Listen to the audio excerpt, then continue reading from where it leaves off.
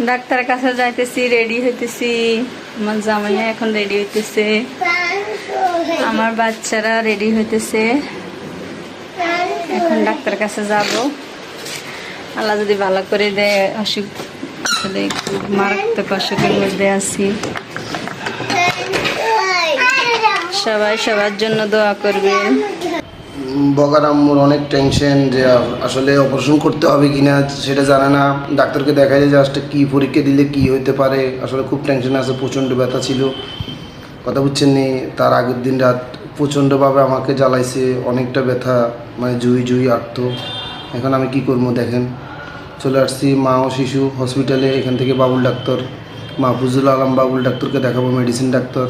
গাড়ি থেকে নামতেছে, নামার পরে দেখি দেখাবো তারা দেখার পরে দেখা যাক সে কী সিদ্ধান্ত নেওয়ার পরে দেখি আমরা কি করতে পারি। পরীক্ষা দেয় কিনা, পরীক্ষা দিলে ইনশাল্লাহ আমরা ভর্তি করে দেব তারপর হাসপাতালে ইনশাল্লাহ।